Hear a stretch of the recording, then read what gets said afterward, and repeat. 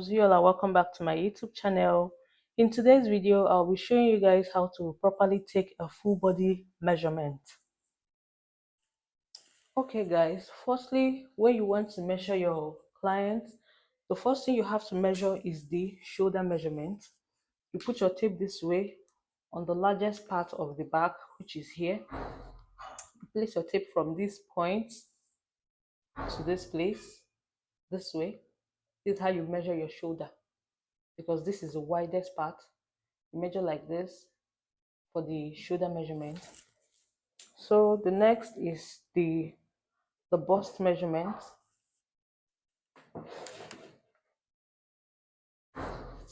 So this is how you measure the bust. You place your tape round the bust like this.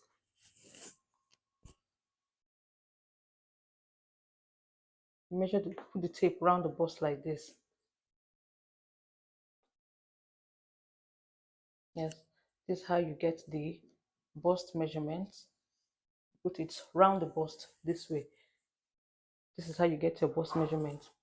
So the next is the round under bust. The round under bust is directly round under the bust. That's why it's called round under bust.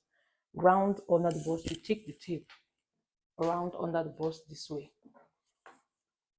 Then you hold it tight. The reason you're going to hold it tight is this is mainly for padded or corset blouse.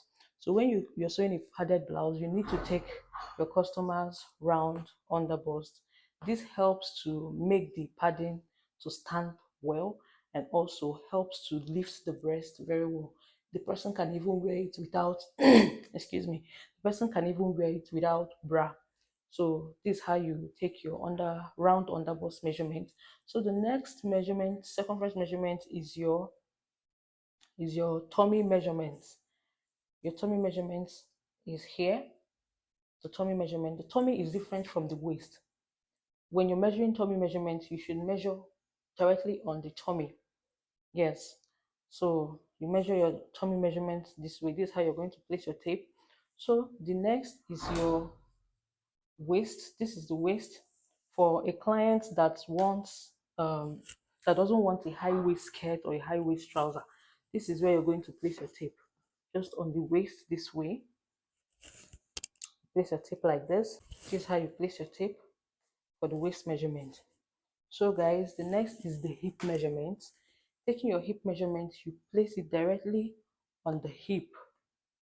This is your hip. You put it on the hip like this. But when you put it on the hip, you don't just leave it there. What you're going to do, you try dragging the tape down. If it is not free enough, then you release your hand from the tape. Try taking it down again. It has to be free, because the reason you're doing it this way is for it to be easy for your customer to wear her clothes, her gown or her skirt, and also pull it down. If it just remains on the butt without you pulling it down or taking it up, this is how it's just going to be on the client. When the person wears the clothes, most time it will not even be able to pass the hip, because it did not take your proper hip measurement. So the thing you're going to do when you're holding your tape, you take it up, bring it down, make sure it's moving freely. If it is not moving freely, then you have to loosen the grip on the tape a bit. Take it down, take it up,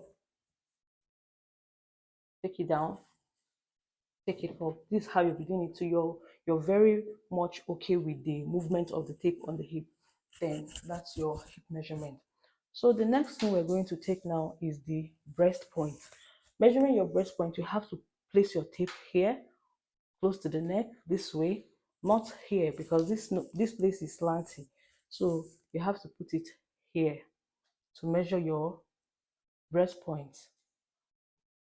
You're going to place the tape directly on the breast point, the pointed part of the breast.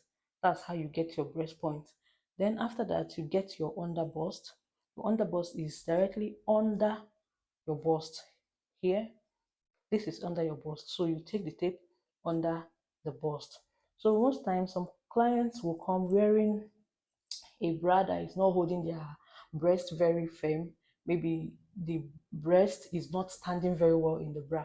So the thing you're easily going to do is to use your hand, this hand, you hold the strap of the bra and drag it up. Just drag up the strap. When you drag up the strap, then place your tape. You can still hold the strap and still hold your tape at the same time. Then it will help push the breast up, then make it easy for you to get your proper measurement. So after the underbust, the next thing we're going to measure from the underbust, you measure 4 inches below the underbust. That is your half length measurement. 4 inches below your underbust is your half length measurement, or 1 inch above your navel. 1 inch above the navel is your half-inch measurement. So after that, the next thing is the nipple to nipple measurement.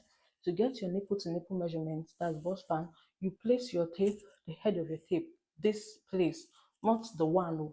You start from here, directly from here. Every measurement you're making, you have to start from here. Then you place this on one point of the bra, of the breast nipple, to the other nipple, from one part of the breast nipple to the other breast nipple. That's how you get your nipple to nipple measurement. So after that, you're going to measure the armhole, the round armhole. To measure your round armhole, you have to put the tape this way. It shouldn't be too tight. You make sure it's moving freely. You've seen how it's moving freely. If you feel it's not moving free enough, you release your hand a bit, but it shouldn't be too free like this. So just put your tape this way, then move the tape freely round the round armhole. So that's how you get your round armhole measurement. So guys, the next measurement you're going to take is the length sleeve. The length sleeve of the client. This is where you're going to place your tape from here, okay,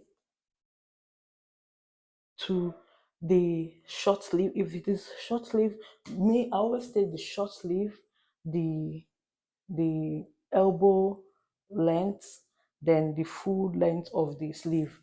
So you put it this way to get your sleeve length. From here, you measure the elbow sleeve.